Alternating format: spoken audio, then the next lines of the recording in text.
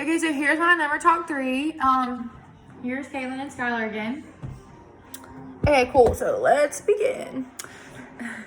Okay, guys. So our last number talk, we went over using doubles to help you solve addition problems with 2-digit numbers, right? So this week we're going to continue on with that with our number talk this week, and it's going to be using doubles to solve 3-digit and 4-digit numbers. Okay.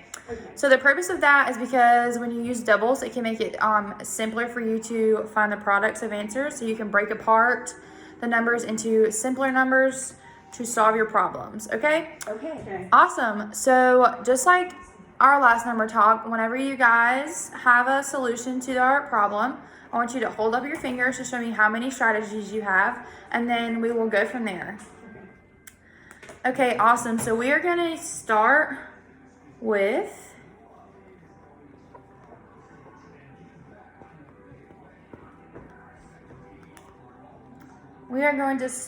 this. So whenever you guys have a solution to our problem, hold your fingers up and I'll call on you. We're going to wait a couple seconds so that way you guys can get your math brains thinking. Awesome. Okay, Skylar, you have a solution to this problem? I do. I got 800. So Skylar says that she got 800. Did you get the same thing, Caitlin? Yes, ma'am. Awesome. Can you explain to me how you got that product? I added 40 plus 40, which equaled 80. Uh-huh. And then I added my zeros, which was 800. So you did 40 and 40, which you knew was 80. Yes. And then you took the zeros and added them together and got 800. Yes. That's awesome, Skylar. You used your double strategy to break apart 400 into smaller numbers to get 40. That's correct, right? Yes. Awesome. Caitlin, did you solve this a different way? No, ma'am. Okay. The exact same thing. Awesome, guys. So now we are going to solve another one. Let's clean off the board. Fun, right? Is that working? Yes. Okay. Do you need to dry paper towel? No, it's okay. Okay, so we're going to move on to our next set of problems, and we are going to do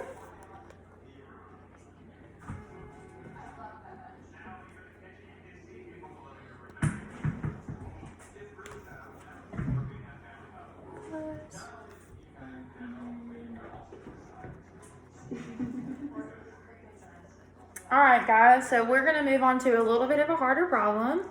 567 plus 564. Sorry, can't read backwards. When you guys have a solution to this problem, I want you guys to turn and talk to each other and tell me how you solve this problem, okay? Okay. Hold on. I gotta think. Give me a second.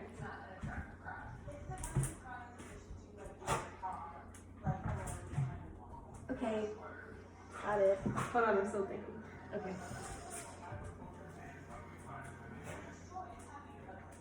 Okay, I got it. All right, awesome. You guys want to turn and talk to each other about how you solve this problem? All right, this is how I solved this problem. I added 7 plus 4, and that's 11.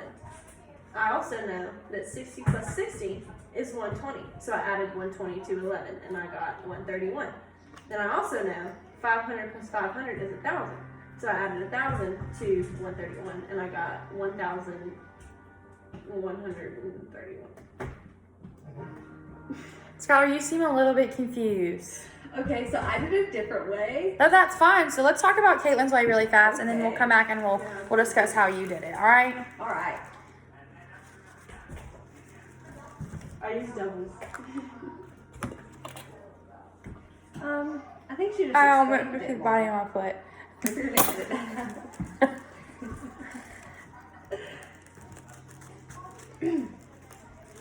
All right.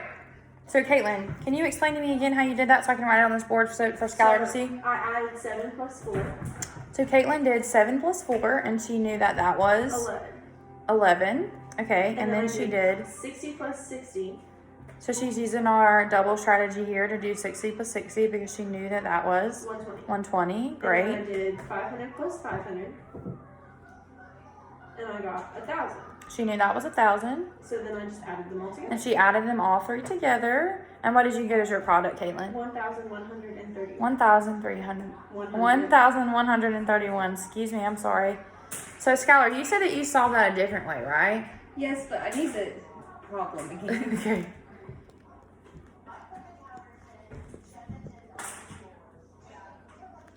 So here was our original problem. Okay, so I lined them on top of each other and did. Do you want to do that? No, that's fine. Yeah. So Skylar, you use the standard algorithm to solve this, right? Which is a little bit more advanced for the grade that I would actually be teaching this for, but it's a good example to use. So you used the standard algorithm, and you did 7 plus 4. Which was 11. Uh-huh. The one on top is 6. Uh-huh. I still don't know how to do 6 that. plus 6 is 12, and then you add the 1, which is 13. Carry the 1. 5 plus 5 is 10, plus 1 is 11. And then that's how I got it. Okay, so awesome. So I like the way that you're thinking, Skylar, and I like that you use our standard algorithm for this problem. But I like the way that Caitlin broke apart these two numbers into smaller numbers, so it was simpler for her to find the product of this. Okay. Awesome. So we are going to do one more problem, and then we're going to bring it together. Okay. Little hands. Father God.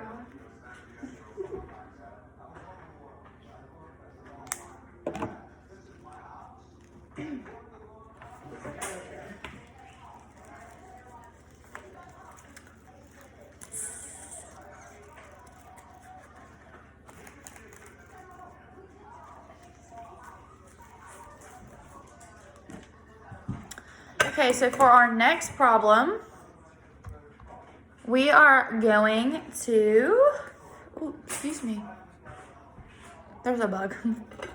We are going to do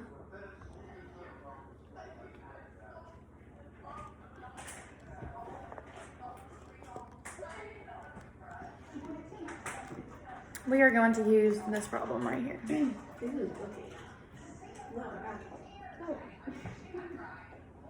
No, I'm going to Oh, give you I got guys some. a couple seconds to think.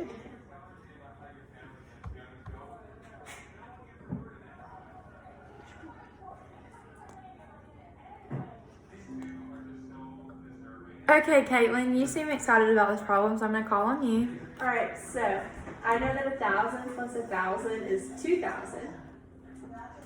So then each number is only one below 1,000. So 1 plus 1 is 2. So I subtracted 2 from 2,000 and I got 1,998. This is Jim Thomas. 1 plus 1 is 2, not 22. Thank you. Okay, we'll just cross that out for now. That's okay. All right, Caitlin, awesome thinking. I like the way that you use your doubles to use 1,000 and 1,000, and then you realize that there was 2 less there. So I think that you are meeting our math objective pretty great, Caitlin. I like the way you're paying attention and focusing. Skylar, can you repeat to me how Caitlin solved this problem? So Just to make sure that you have the same graph that she does. Caitlin added 1,000 plus 1,000, Uh-huh. and then that equals 2,000. Mhm. And since 999 is only one number from 1,000, she added 1 plus 1, which was 2, and subtracted that from 1,000. Right, so has that changed your thinking at all, Skylar, when we're to make things a little bit simpler when you're adding numbers together? Yes, it has. It has. That's great. So now we're gonna bring it together, guys, and kind of talk about what we learned today. So we continued on with our method of using doubles to solve problems.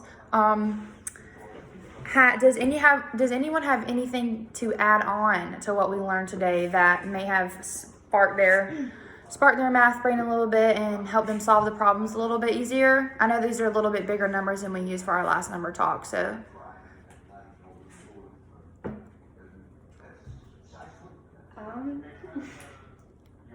I thought it was pretty easy.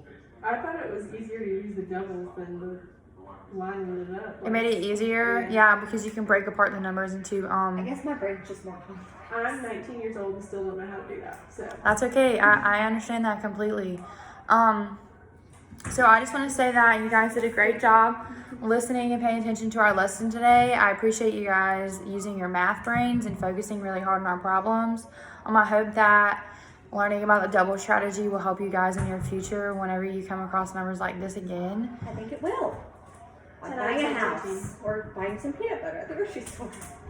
That's a great way to. Creamy Okay. peanut butter, though, not creamy. Oh yeah, true.